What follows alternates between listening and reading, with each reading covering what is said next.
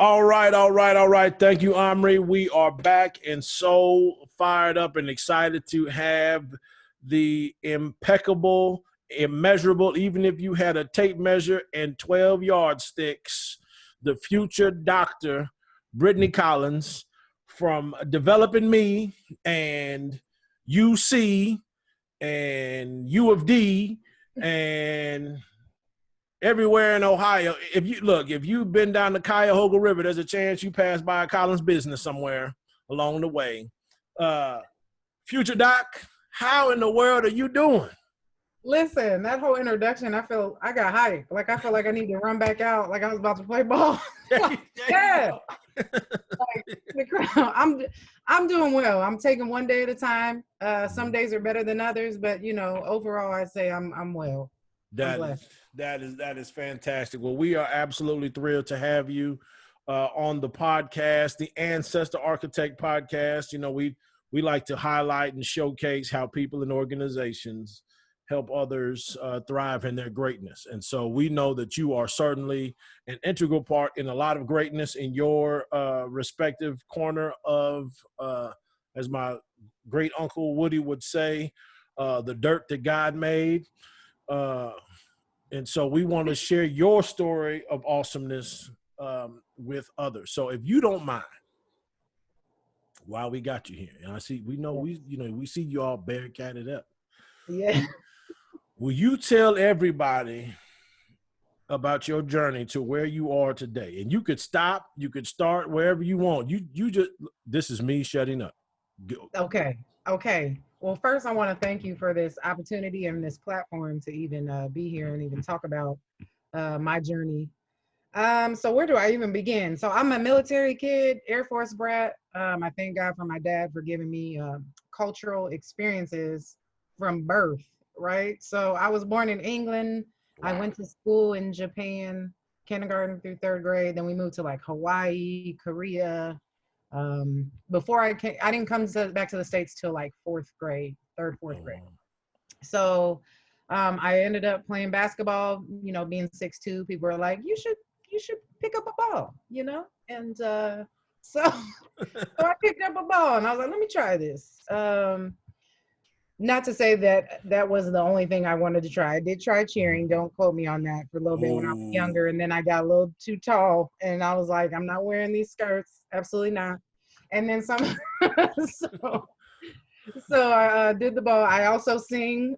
So there was a combination between like choosing between a singing scholarship or basketball. I ended up choosing basketball, and I would sing national anthem before games or do other things like that. But so that stayed along my journey. But throughout, as a collegiate athlete at Ohio University, go Bobcats. Sometimes I say Bearcats and Bobcats. I confuse it a lot of times, but all love to both. All the cats. Exactly. So I played at Ohio University, and I got a bachelor's in sport management and a master's in coaching at athletic administration from there. So some of the things that stuck out to me, one, as a former athlete, I was an injured former athlete as well. And so the first seed that was planted in me was my athletic trainer saying, like, you should go talk to a counselor. And I was like, I'm straight. I'm good. Like, there's nobody that's going to understand my identity, my background, not just as a student athlete, but just being a Black woman, multicultural concerns, like, coming from the States, just a list of things. I was like, well, how are they going to understand, like, what I'm going to talk about? I'm good. I got this. I can handle it. So that was when the seed was planted first.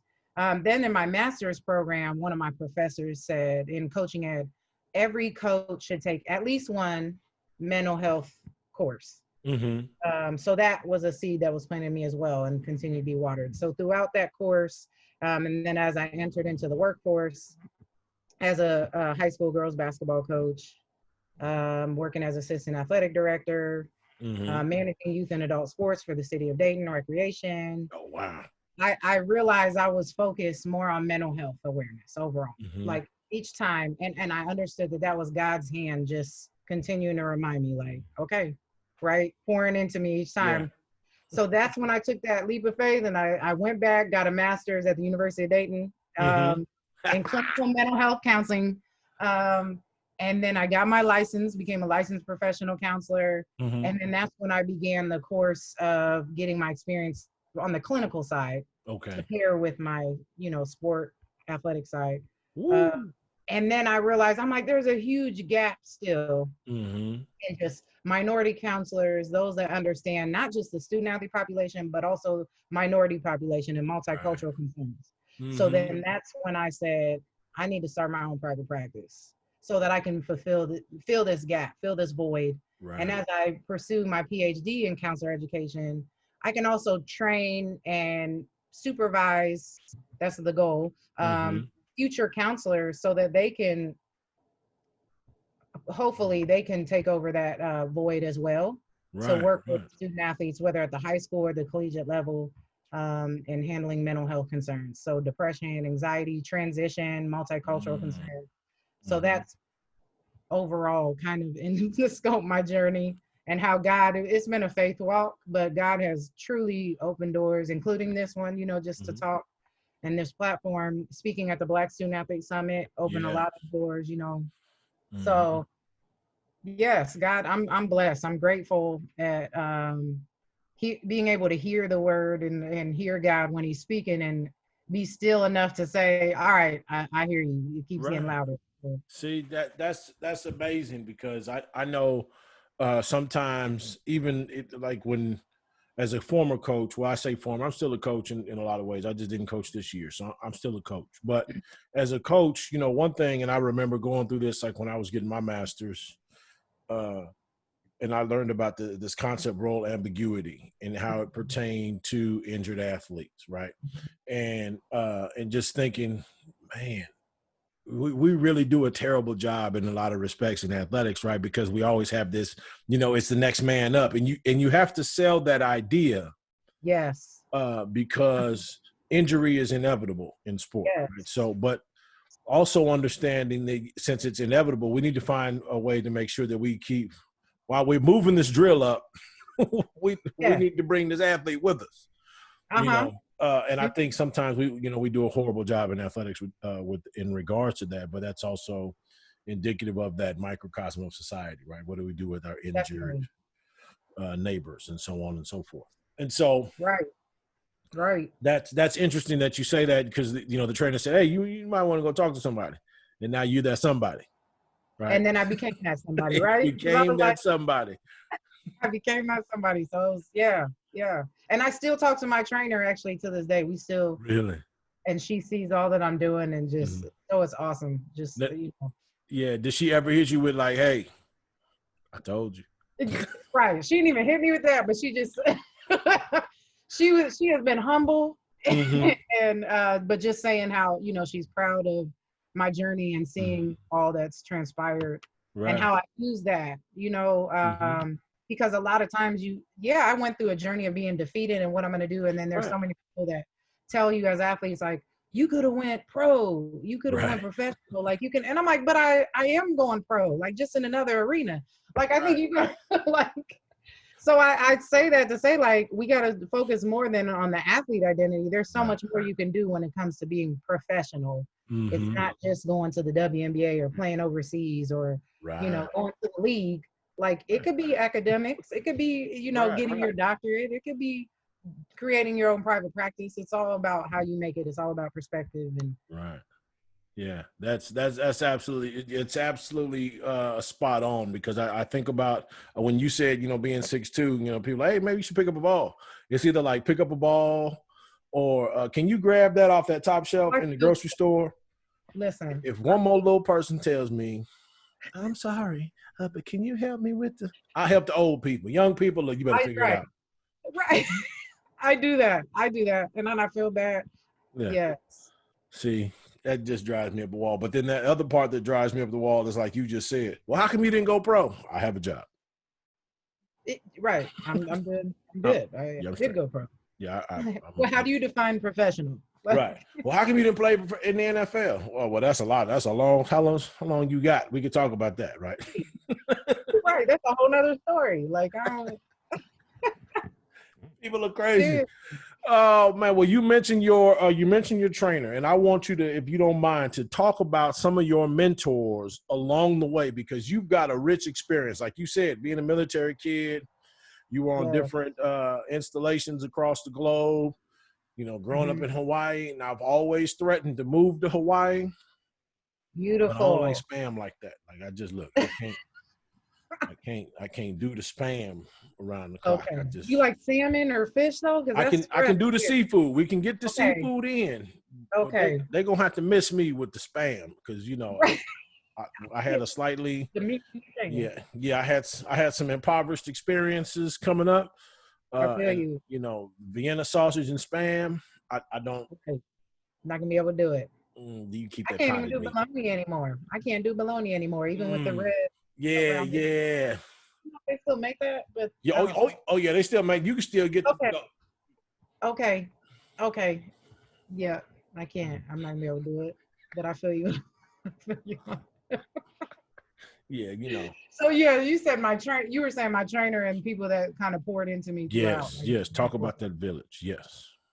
so I'm gonna start with, definitely I have to start with my mom and dad. Mm-hmm. My dad, being his perspective was military. After I graduated, he was like, "You should go into the Air Force." I'm like, "Dad, that's not for me. I feel like I just got out of, of the Air Force and I boot camp, retired. being a collegiate athlete, right?" Right. He was like, "You could be a colonel, you could be a," but my dad saw things in me like, "You could Mm-hmm. get your doctorate," and I was just like, "I'm straight. No, no, no, I don't want to." Same with my mom. My mom pushed me. She was very much on me about education. Mm-hmm. So that was the start of planting those seeds for that. Um, and then throughout, professors, and honestly, it was a mostly, and this is one of the, it's like that, I don't want to say bittersweet, Mm-hmm. but it was mostly white males that poured into me, because that was mostly all we saw predominantly Right. in administration and leadership roles. So it was, Absolutely. most of my mentors were white males in sport management, administration, that were saying, "Brittany, you could get your doctorate.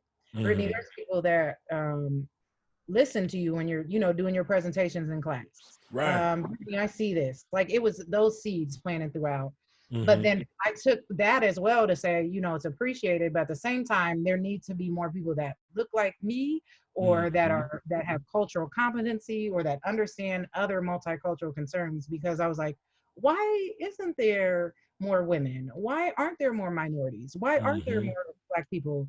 Um, so yes, they poured into me and catapulted me to where I am today. Mm-hmm. Throughout, athletic trainers, all my athletic trainers were white. I went to predominantly white institutions. Mm-hmm. Um, so they were pouring into me and seeing things in me, um, that God planted in me, that it was like, wow, this is awesome. Mm-hmm. So throughout, I'm even thinking about my sorority, Delta Sigma Theta Sorority Incorporated. Uh-oh. My sorors, right.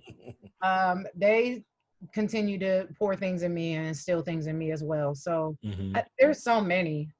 I was blessed throughout. There's so many, to where then I just had to say, like, okay, because then it's a choice after that. It's really, Mm-hmm. take it, and it's a choice. You carry that torch um, to continue down the path that you need to go, and then pursuing God's purpose for your life. I mean, I Right. think, a lot of prayer, a lot of continuing, it's Yeah. endurance, really, because Yeah. they're not a perfect walk. Right. There are times when it's challenging. There are times when you like, I might need some of that bologna today, Yeah.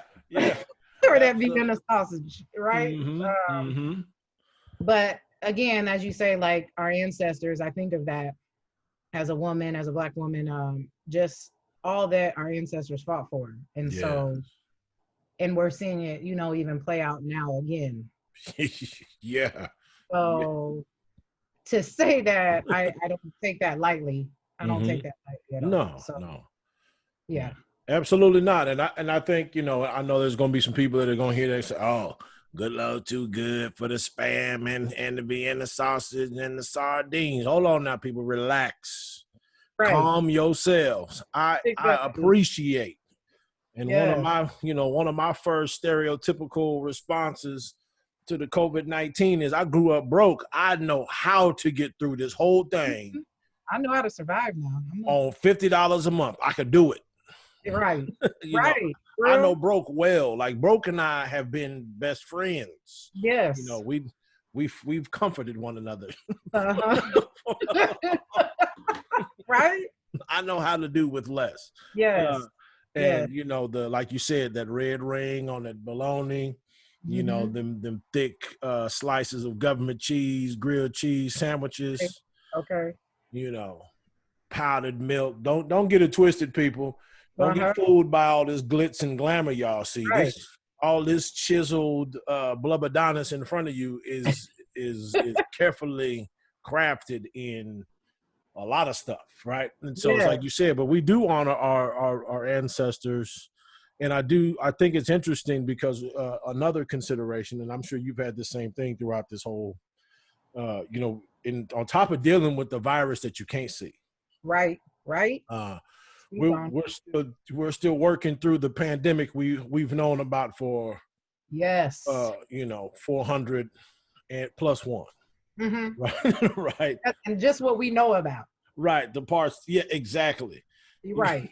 You know, know about. right. And so just to see, you know, and I remember commenting, and, you know, please dive in on, but I remember commenting to my wife, like, you know, I think as we do progress, and, you know, I know there's going to be scholars and people that will listen to this and say I'm setting us back by saying this, but I mean, I'm entitled to my opinion. It's all good. You are. I think as we progress through things, and I think about my grandparents, and I think about my great grandparents, because I was fortunate to have known, you know, them as well. You know, we've gone from a time where public lynchings we weren't invited to, right? And now we've progressed so far in our matriculation through America that now we can just watch it on our phones. Right. Or we can just stand right there on the curb and watch it. And be in frozen. Right. Frozen to feel we can't do it, powerless. Just right there. Or you can sit. Yeah, and you can sit, you know, you could sit in the drive-thru trying to get some food with your social distancing. And you can watch somebody getting shot. Right, live in a living color. And so that kind of leads me into what are you up to these days with all this kind of foolishness? I know you got the counseling part, but how do you take care of yourself? Because I know you've got children, you're a mother, and I know we spend a lot of time in our rhetoric, whether it's socially, even academically, and we talk about, you know, the black man is under siege and so on and so forth. But that black womb is whoo. Yes. If the black man is under siege, then the black woman must be just held hostage. I don't know what we're calling this. There's so many words to describe it. Because even my oldest is 16, and we're right. So it's the topic of driving, and him being behind the wheel, and I am like, the counselor hat comes off. Like I constantly, like, honestly, I'm like, son, this is life or death. There are extra precautions that I have to walk him through, just being a young black male behind the wheel. Right. And the fear, even the questions that I have, like, do I even want him to get a driver's license right now? Right.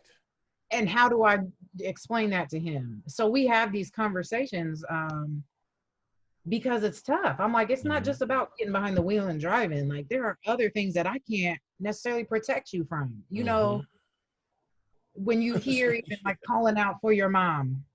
Whoo, that broke my soul.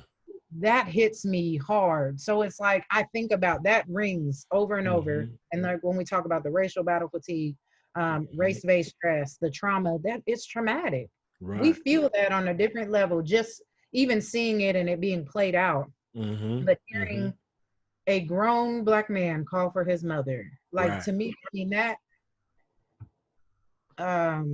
it hits different. So you do have to make sure that you're poured into, but at the same time, you have to recognize and identify that you are human.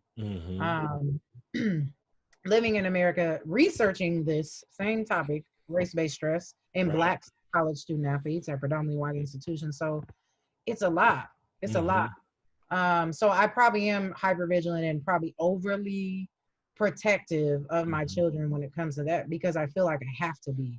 Right. There's only so much that I can do to protect them once you send them out into a world that doesn't necessarily love them. Right. Right. Yeah, absolutely. Yeah, that is. And I know I find myself, and even here lately, as recently as like this morning, I know I terrify my neighbors for more than one reason. But I know I terrify my neighbors, but I found myself when I'm talking to my youngest, and I'm talking to him differently. I'm speaking to him differently as we're interacting. You know, we might be exercising out in front of the house, but I'm speaking to him differently. And just this morning I was thinking, man, I got to shift this. I got to change this up, because I need him to be 8, but I also understand that he's already had some experiences. Yes. With his skin, and I always tell him that you are magnificently melanated. You need to enjoy that. Your phenotype is phenomenal, right? And we're not apologizing for that. But at the same time, there's going to be people that are going to be out to see you lose and fail, fail royally. And I think that sometime, and I know I've passed this on to him, and I need to stop. But I think my anger is presented in other ways, not abusive or anything like that, but like just probably fear. Pushing where I don't need to. Yeah, and fear. Yeah, that fear comes out. It comes out. Absolutely. It comes out very passionately that you're like, I don't want to scare you, but at the same time, I'm scared that if something should ever happen to you, like I'm gonna want to protect you. I'm gonna go out there and because you're not. No, look, I'm gonna just tell y'all what. You can stick a fork in me on that. Something happens to mine. Right. This is not a threat. As my mom used to say, this is not a threat. That's a promise. It's a promise. It's a promise. That is a promise. Hey, listen. I'm with you. I'm with you. Just don't make no hashtag. Hashtag dad did the damn thing or something, For real. Seriously. We not. Seriously. But I know, we've been sitting in this thing, or as we say it, folks talk about being stuck in the house. I don't know how you could be stuck if you're around your people, unless they're just terrible. I do understand how that works. I don't want to be callous in that or nonchalant about people being in spaces with folks that they really don't want to be in right now during the quarantine. Right. We got athletes that have transitioned back to campus, and they're getting sick, and coaches are getting sick, and other people then, where the spikes are coming back, and so what are some things you look forward to most after COVID? I don't even know if there's really a post-COVID. Right. Like because I had to let that question marinate a little bit, because I'm like, I don't know when this talk of the new normal. Yeah, what does that mean? I don't know what that. First of all, I never knew what normal really meant. What is normal? Right. Who defines normal? So then, what is the new normal? You know what I'm saying? Right. Like, I don't really know what that means. Right. Yes. I would be like, but it's provocative. Like, I don't. Right. That's like it's what is it? All of the new cliches. It's the new normal. Flatten the curve. Unprecedented times. Yes. You got to say it in that tone too. Yeah, and it has to be very urgent, right? Right. Right. So I don't know. I can't really say what I'm looking forward to in that moment, because right now I feel like life, if not now more than ever, is teaching me to just take one day at a time, and each day as it comes, and be grateful for each moment that we have with loved ones, our health. Just that gratitude. It's teaching me to be in that present moment. Right. So I haven't really thought about the aftermath. Right. I'm looking at one day at a time right now to say, like, because it's too much I would get overwhelmed if I thought about that afterwards. Right. Like, what am I doing? Again, it's kind of like I was, I read, we read and do all kind of things, to pass time. I'm an English teacher by trade, so I'm reading. I'm trying to think of ideas to develop my my online course for my classes, just in case, because as somebody in the underlying condition delegation, that's another one of those catchphrases. The underlying conditions. Delegations. I think the delegations afterwards adds to. Yeah, I had to make it regal. I I had to put some stank on it, you know. Yeah, Like, we the underlying delegation yeah, select not to go back to school right. because Yeah. y'all not gonna kill me with my underlying conditions. But Yeah. as you know, as I'm reading, it was I got to I was reading Bill Rhoden, William C. Rhoden's book, $40 Million Slaves Again. Okay. And there's a line in there where he says, when Pharaoh defined your promised land, you'll never reach it. Mm. And so when I think about the question about looking forward to things, you know, most in post-COVID, that requires somebody to define that it's over. Right. The end. Like, is there an end to it? You Because know, people but still get the flu, right? We have a vaccine, but people still get the flu. Yes. Right. So. Right. And racism was always present. Right. You know, I'm 42 this year. Yeah, racism's been around my whole life. Yeah. So yeah. So we don't live in a post-racial society. Y'all can cut that out, by the way. Please stop. Yeah. Look. So it's like, where's the end to that? I'm not sure that there is an end. Right. That I'm encouraged. Yeah, exactly. And that's what I was going to say. Like, I mean, that doesn't mean there's not going to be a positive change, and then there's movement. I do feel that there is a need to shift the perspective, not to be naive and not be realistic about what it is and call it out for what it is, acknowledging it. But I am hopeful, and I would, even with my faith is greater than my fear. Absolutely. So I'm hopeful. I just don't believe that there is an end, and I'm taking one day at a time and trusting God with each day that's given. Right. Absolutely. And I think that's probably wise. I mean, because folks of faith will know that there is an end, but that does not mean that the end will happen on, as my uncle would say, on the only dirt that God made. Okay. Mm-hmm. You know, what he's always say about like buying land. He said, "Well, God ain't making no more dirt." Right. Like what does that mean, Uncle? Like what? You just like, you know what? Yes. Yeah. What I don't even want to get into my grandfather's sayings and what I'll be like, I'm sorry, what? Yeah, you know, but you know, my grandmother used to always say, just keep on living, kitty. And so I think that's what we're doing. We're trying to affect change where we can. You know, it's obviously that's kind of like connected to Angela Davis. You know, I'm not trying to accept things that I cannot change. Serenity. I'm gonna change the things I cannot accept. You know, and so I think, like you said, just being hopeful or being, you know, courageously optimistic in the movement that's taking place, especially in the context. And I said this to someone in a conversation last week. I'm courageously optimistic because the very people that we've made fun of, and in a lot of respects, I guess I'm guilty. You know, people talk about millennials and these other folks, other generations, as being entitled. They want to go from like college graduate to CEO, like in, you know, from like week to week. But those are also the folks that are outside in the streets right now. Right. Yep. That are saying, you know what? Some of them are like, this doesn't make any sense. We, you know, like this, you know, they call each other bro. And some of them mean it. You know, and obviously, you know, the system of racism is going to take more than programs and marches to you know, to defeat it.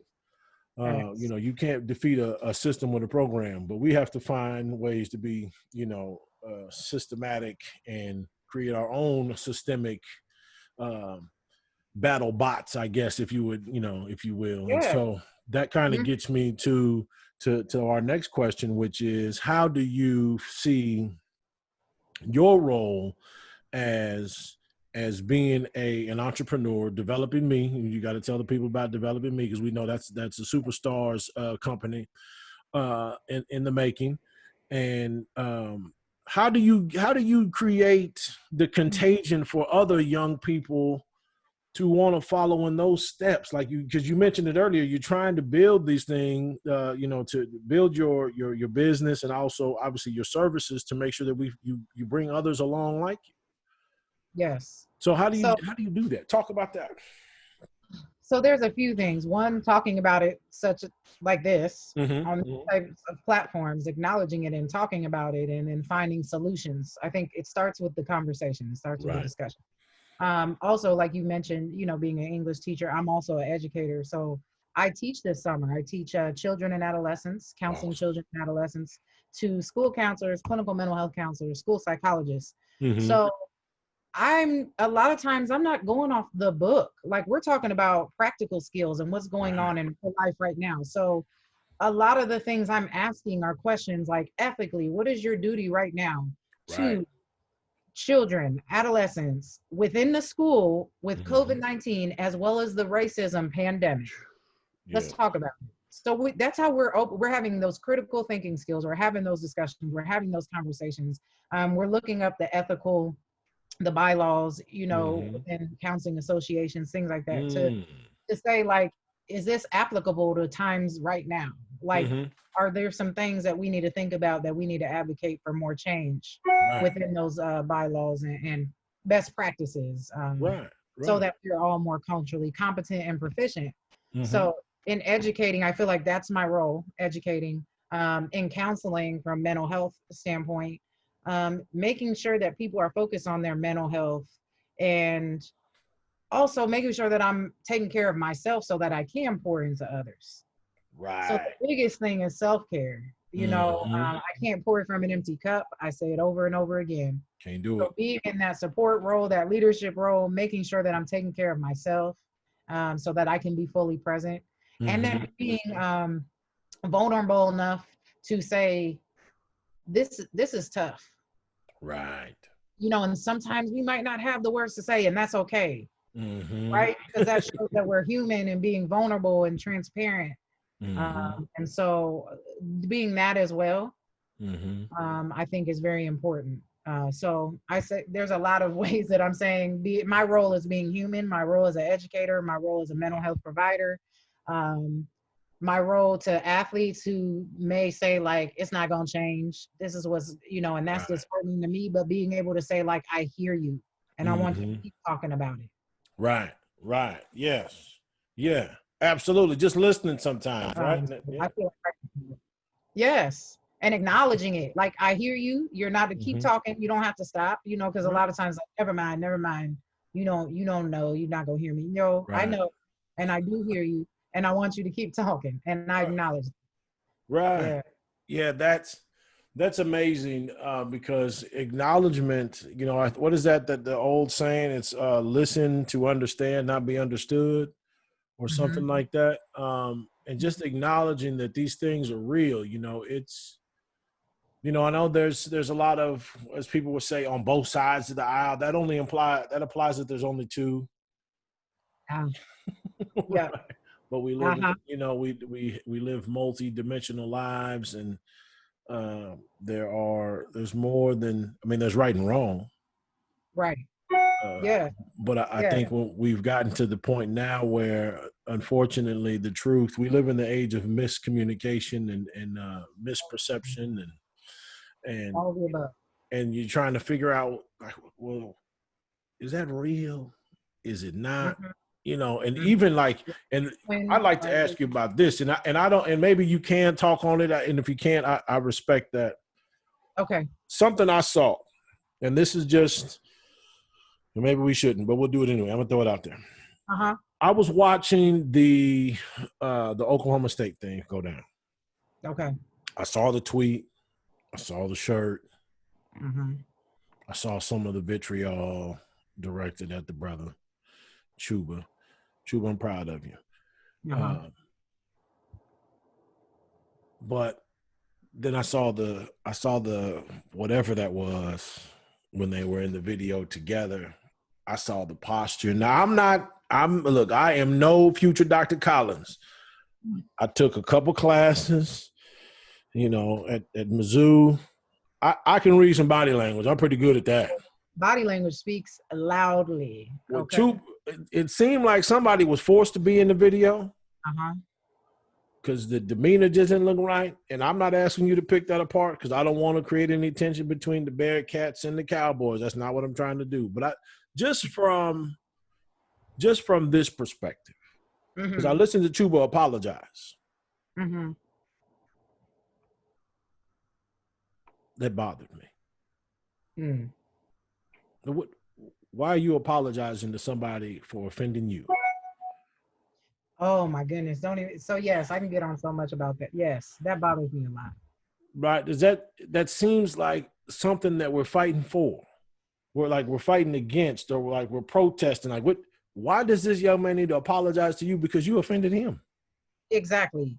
So that makes me, so yes, to speak on that, I feel like this goes back to historical systemic racism and just how we feel like we have to constantly be the bigger person, or even faith too, because a lot in the Black communities, our faith is strong. You know, we use our faith too. Right. And we feel convicted if we're not the bigger person. Right. I think about Penn State, and I'm trying to think of his name. Was it Sutherland? Oh, I know you're talking about. Yeah, the coach. So the coach, but there was an incident that happened. I'm trying to think of his name. It's going to come to me. Okay. But where he got a letter in the mail after he played football about his hair. Oh yes, the brother with the locks. I forgot. Yes, locks. And he got a letter in the mail after coming off the court, and he wrote a letter back stating that I forgive him.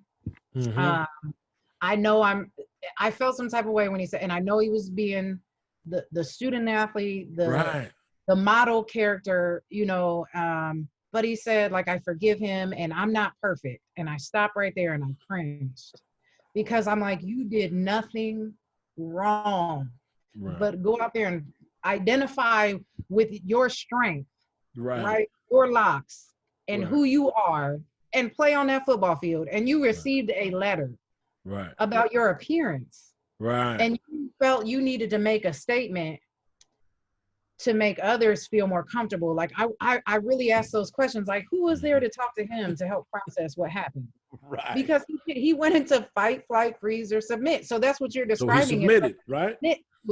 You submit to it, because I feel that that's what we're taught or conditioned to do, to be the bigger person. Because then I also don't want the backpack to say, like, oh, here you go. Now you're angry. Now you got an attitude. Now you're upset. So it's like this ripple effect of I have to constantly be on point. Right. And that's traumatic. That's trauma. Just having to be perfect all the time. All the time. Have the right words to say, or even you can't be offended. Like, why can't I be offended? I'm offended. That I didn't deserve that. That wasn't okay. And we're not allowed to be angry. And angry, you're allowed to be angry. Like, that's a natural emotion. But I don't think that that's being taught. That's not being explained, especially in the Black community. Let me say that. It's not being taught in the Black community to say you're allowed to be angry and offended. And you don't have to accept an apology, nor do you have to give it when someone else offends you. Right. It's like make you a bad person. Like, that doesn't. I apologize to you for you offending me. Yes, I apologize if I did something by being myself. That doesn't sit well with me. And then I know that there's other people that will say that, you know, we've gotten to an interesting place in society where with politically correctness and all of those types of things, where, you know, I know where those things that are said or worn become so offensive, and we have what folks have called, you know, like emotionally fragile people, or where we're saying that if words become psychological violence. And I think those are interesting conversations to get into. I know we could have like a conversation on like cognitive behavioral therapy and all that other jazz. But I don't want people to think I know too much about anything. I just like a little bit. Yeah. I'm just, you know, let me bring it back down to my Ancestor podcast. But I was just thinking about that, because you read some of the stuff, and I know I shouldn't read it, but like that kind of stuff fuels me in a positive way, because I think, man, there's a whole lot of hateful people out there, but the next brother or sister or whomever I come in contact with, I need to empower them to understand, look, you have to stand up. Yes. And you have to own your awesome. and don't apologize for it, because that's the same thing I'm doing with my 8-year-old, right? I need you to own that awesome, because I believe you were made awesome. I can't, we are folks of faith in our family. So if I say that God is awesome and God made me in his image, then doggone it, I'm awesome. Exactly. Exactly. And so I just think that kind of stuff, I wanted to get your perspective on that, because it really tripped me out. And then I saw the video that came out after that, and we won't even dive into that, because then there'll be some people calling from Cincinnati and Ohio State. Oklahoma State. But I just think, man, it's amazing. But I know that you know this too, just from being, above 6 feet. Shout out to the 6 feet and up crew. This what we do. But of always having to make people feel comfortable to being in your space. Listen, I've had to sit down so many times, conversations, like, I'm not even gonna get on how many topics. I'm like, okay, he has little man syndrome. Let me sit down. Don't call me, don't worry, take that off, scratch that. But yes, there's a lot of times I have had to, especially as an athlete, or you feel like you gotta be, as a post player, as a center, I was told a lot of times, like, Brittany, you're too nice, like, because I would block somebody or be on the post and they fall and I'd help them up, right? Like, they're like, why are you helping them up? Like, this is.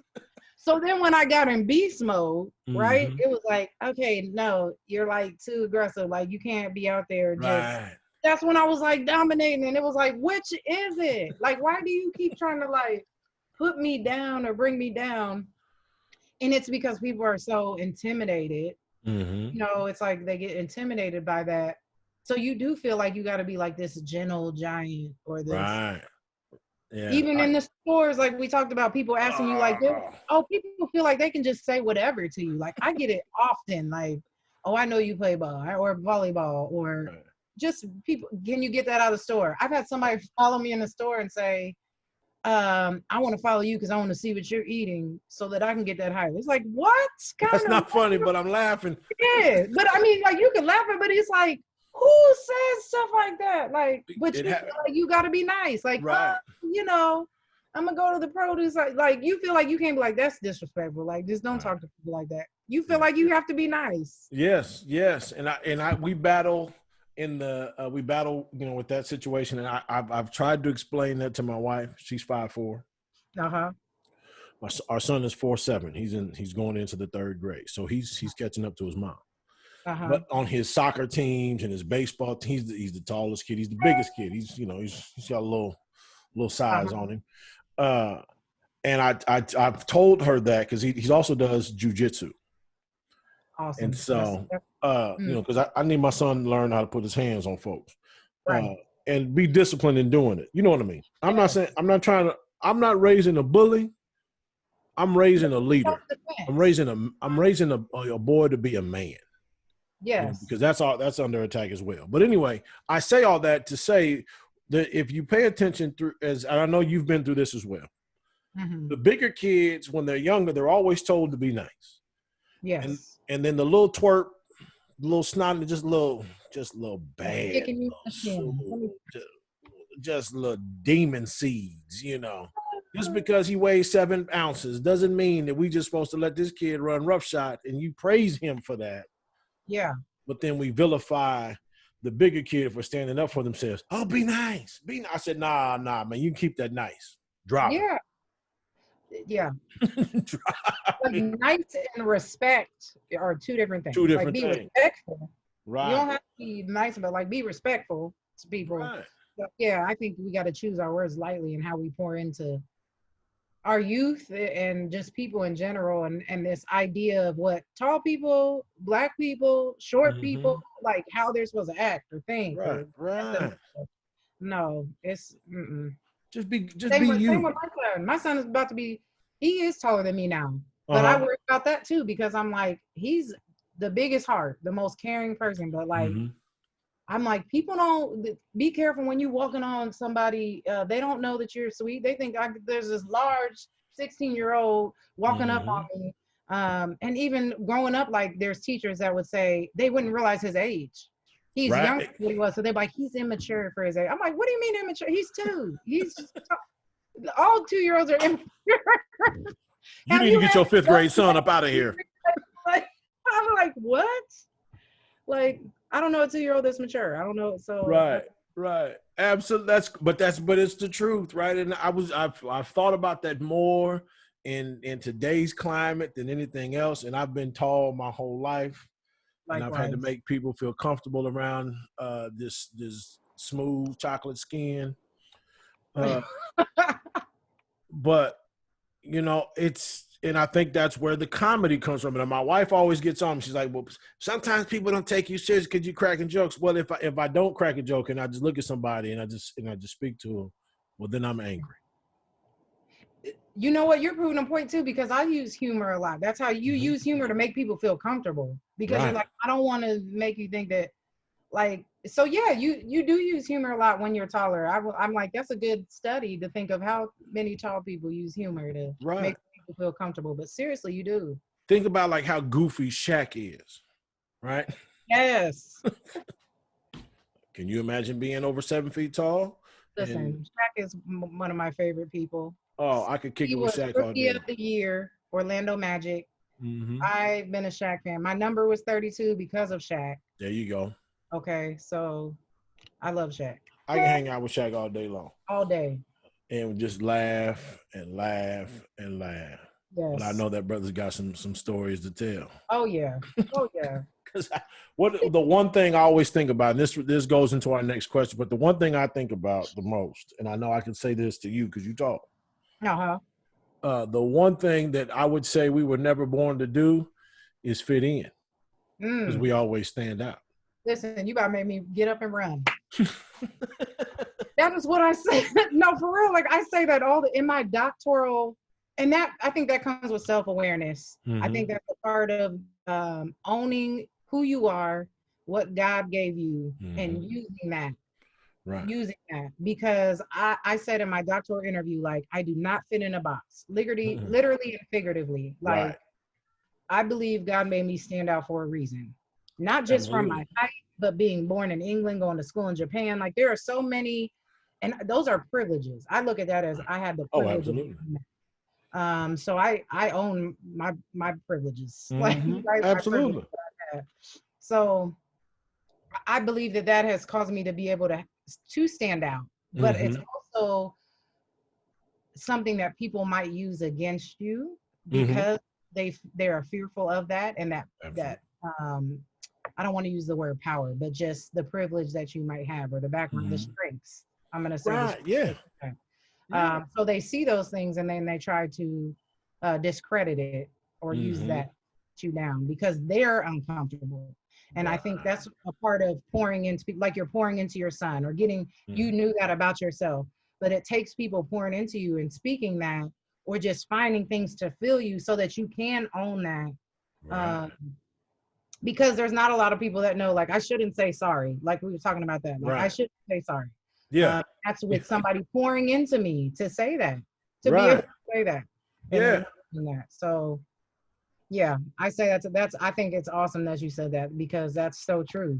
Yeah. You want to get on the footing. Yeah. You supposed to stand out. I mean, hey, I'm not you can't apologize for that, but I know you spend a lot of time having to almost be uncomfortable in it, because you know, I practice social distancing for a long time because I'm tall. I'm gonna need y'all to back up off me. Right. It's a different air up here. I've heard that before. Look, I'm gonna need you. Air up there, like it's the same air. Yeah. Oh, what's the weather like? You know, they hear the story about Will Chamberlain spitting on somebody saying it's raining or something. Like, I'm not doing that, but you know. Oh, right. But Wilt is a different beast. Yes, rest in peace, Wilt.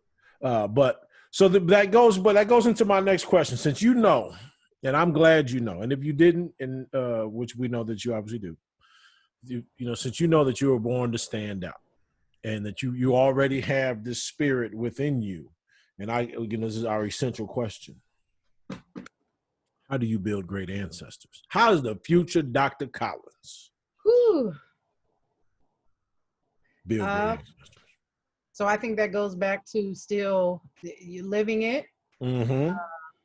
So I am my business card, honestly. It's more than just business, but as I walk and I'm presenting myself, I'm Mm-hmm. representing myself. So when I even speak to student athletes, I'm like, you're not just representing your school, Mm-hmm.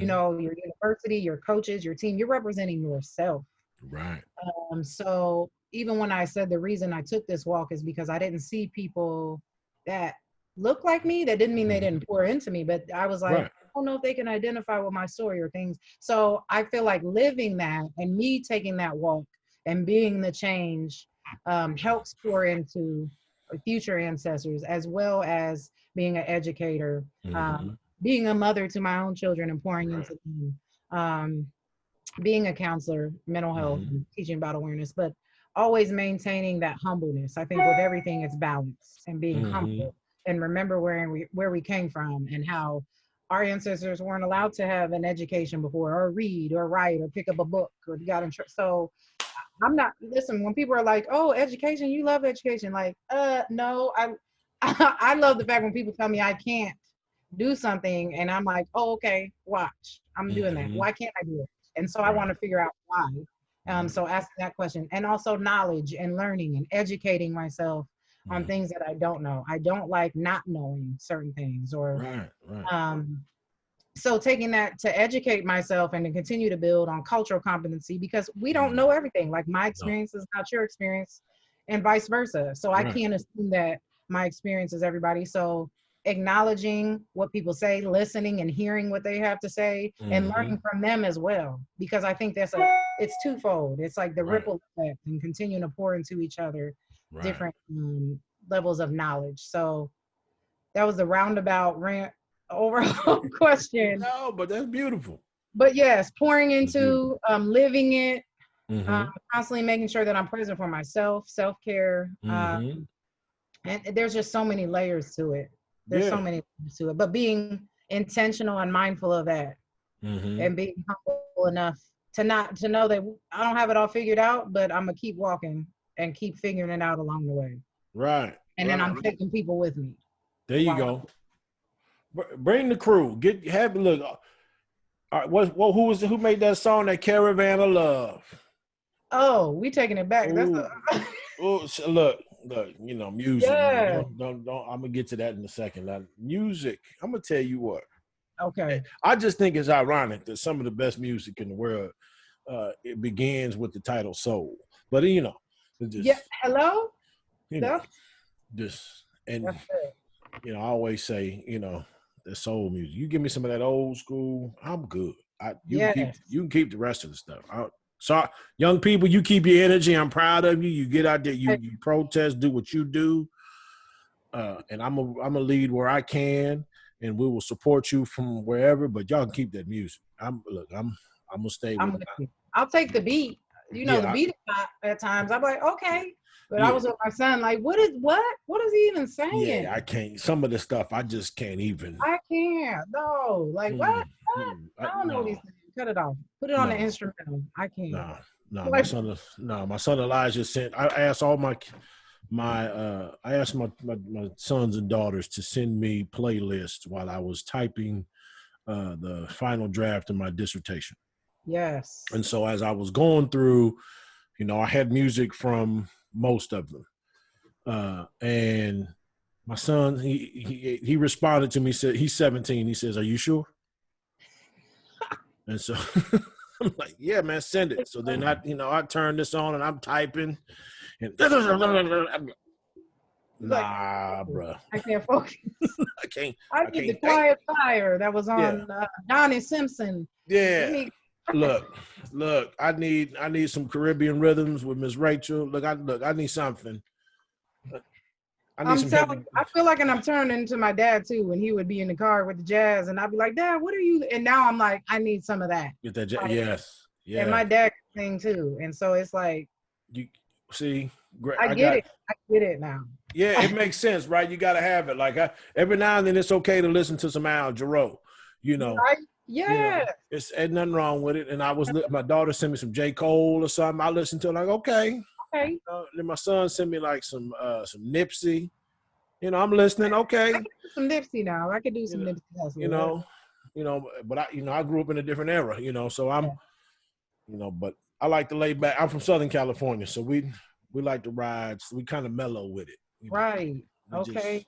just, we might just slowly slice your throat, you know, with the gangster era stuff. But Yeah. but I think that's funny. Is like you said, it's all a part of it, the soul and connecting with your people. And like you said, taking care of yourself. That's how you build great ancestors, because if you're the best version of you, you give others permission to do the same. And I think that it's awesome that you are doing that, obviously as a mother, as a counselor, as a role model, as a friend. And we certainly appreciate, this opportunity to share your story and different conversations with you. We know that you're helping our listenership today. And even on the calls that you've participated in, like with Inside the 10-Foot Line, shout out to Think Outside the Box and Haley and Lizette, and obviously Dr. Mara Ross and Tammy. Tammy's one of my favorite people. Tammy. I mess with Good Tammy people. Yes, good people. Every time I see Tammy, I cut up. It does, because Tammy makes my soul smile. She's just good people, right? Because her spirit is awesome. Like just having the first time on a call with her, I'm like, I'm cracking up. Like it's contagious. It's contagious. Tammy is huge. I need to put a picture of Tammy on Instagram just so people can smile, because Tammy's awesome. She's just awesome. Yeah. Now let me ask you this. We got a few more questions, and I know you got to get back to these students, get back to the Bearcats before they go get one of them some chili or something. I don't know, whatever it is y'all eat. Right. The Skyline chili in get that Skyline chili in Cincinnati. Yeah, no, I can't do it. Y'all crazy over there. Now I know you're busy writing. You've been studying the stress and everything, and you're working, and you're momming, and you're selfing. But what are you reading? Woo! Besides what I'm right now, I'm immersed in what I'm reading for my paper. But on the side, definitely Michelle Obama's Becoming again. I the journal, because I bought the journal along with it, so I can use that for self-care. And then I'm trying to catch up on The Body Keeps Score. About how our body reacts to trauma and things that are going on with that. So I'm just always intrigued with that, just for myself, but I think it also helps in my practice as well. And then for things that are going on now. So I'm trying to look, I got the book right here. The Body Keeps Score. It's like this. Is that okay? Yes. Vanderkolk. Yes, I wasn't even about to try to say the name. So between Michelle Obama's Becoming, I watch Netflix to empower me a little more, and the journal writing, but The Body Keeps Score, and just how our brain and our mind align and our body reacts to trauma, and it remembers certain things that happen. So even when we talk about, I don't want to keep talking about racism that's going on. No, you talk. You go ahead, talk about it. But I think that's a part of it. That's and how our body remembers things, like even when it's not as subtle as it is right now, it's still remembered. Right, absolutely. Yeah, seeing that, we probably, I need to pick up. I just finished rereading The $40 Million Slaves this morning, so I'll pick up a book.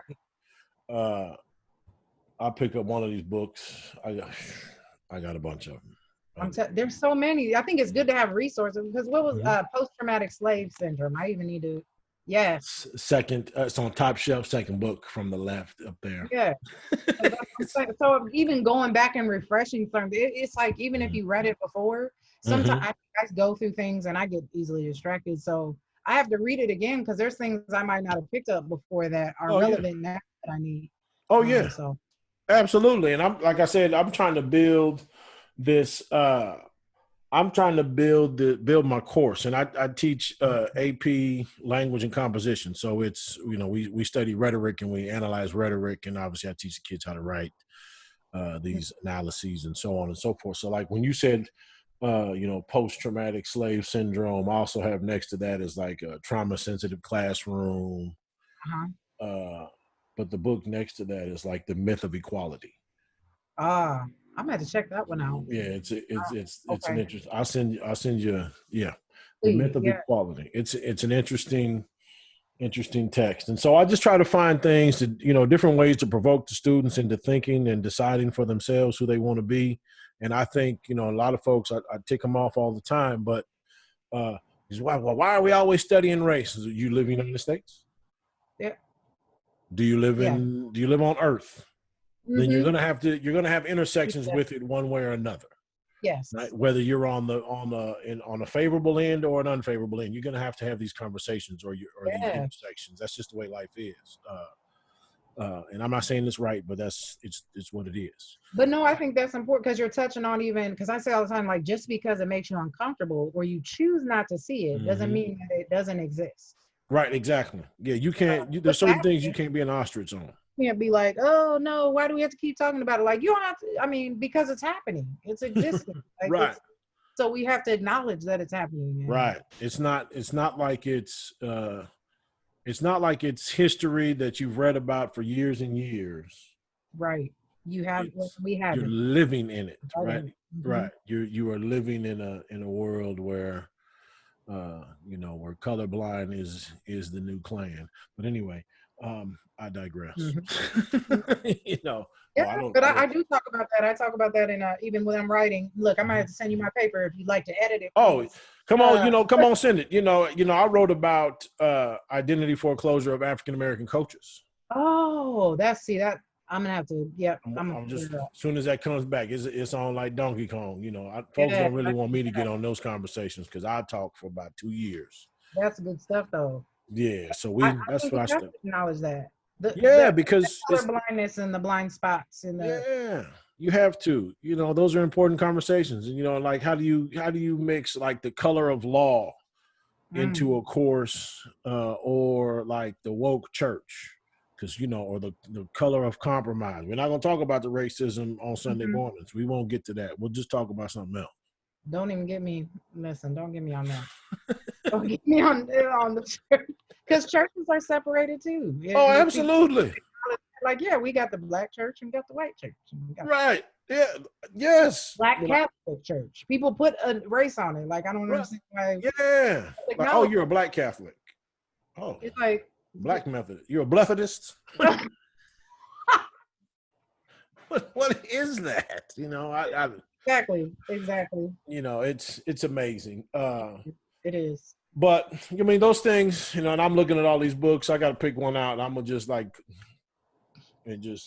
may have my stomach. Yeah, because we got to read them. But and that now it's not even on a lighter side. Here we go. This is our speed run. This is the speed round. Here we go. All right, now be ready because this is the hard part. Now I asked you the easy questions. These are the hard ones. I need top 3 out of you. Top 3. 1, 2, 3. Rap group or duo? Top 3. Rap group. Okay, so represent for the ladies. Salt and Pepper, definitely. Salt. Salt and Pepper's here. I wish I could can I combine and make a group together? Because it would be come on. MC Light. So like I would put it together myself. Who you calling? Oh, I'm sorry. Oh, UNICY. MC Light. I'm gonna tell you what. If I could get MC Light to be the MC at one of our symposiums. That would be I would probably never keep any time because I just want to listen to MC Light talk. For real. Seriously. Like, so yes, if I could build my own, that would be definitely Outkast. Mm-hmm. Playlist, Cadillac funky music. See, I said something about Big Rube the other day on social media. Wake up your recognize your existence or die like a punk. I'm telling you. So that, yes. So I'm very much old school. Another group. You said group, hip hop? Group or duo. Yeah, I said rap. You can go hip hop. Rap, because those are not the same thing, people. They're not. Rap and hip hop is not. So you make me think of Brown Sugar. Like, when did you fall in love with hip hop? Oh, see, shout out to my man Kyle Adams, because he asked a Brown Sugar question. Oh. Yeah, he says, when did you first fall in love with sports? And I'm like, Oh, listen. That's a good question. You know what? That's a very good question to start asking. Like, what is? Yeah. Mm-hmm. Made me think about that. That's how he starts. Yeah. That's that. It's bigger than the Yeah, bone I'm more podcast. Who? right. I'm more on like, see, I'm over here thinking of R&B groups. Oh, and if you want to go on, I can see if I figured if I ask the R&B question, I'm gonna get offended because I'm Oh, R&B. see, Woo! I'm on some, like Mint Condition, See, Jodeci. there you Like go. I need. That's what. See, Yeah, that's the yeah. groups that I. The good See, bands, like when Prince. I'm just talking about good music. yeah, Bands good like. music. Yeah. Yeah, not all the auto tune and No, I'm talking about background track. Some actual no. band and instrumentation, like live music, like that. Good music. Yeah.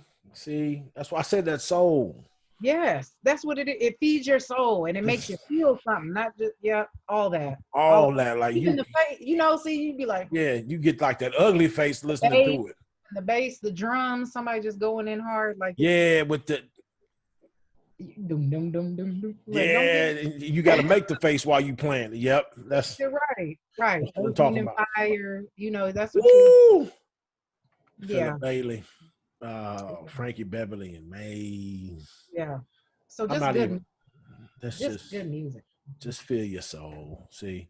All right, now Yeah. tell me, give me your top 3 favorite meals. Okay. So I definitely anything on the grill. Anything Barbecue. on Come on to Texas. We got barbecue. you back. Good barbecue. And I'm like, not chain barbecue, like hole in the wall. Like I'm about to go get some good. Like, where can I find that? Right. It's not, well, there's some in Cincinnati. One of my bros has one in Cincinnati, but I'm like, you don't see that a lot here in Ohio. Right. Or maybe I just haven't found the spots. But I like send it to my boys. Yeah, good barbecue, good grill,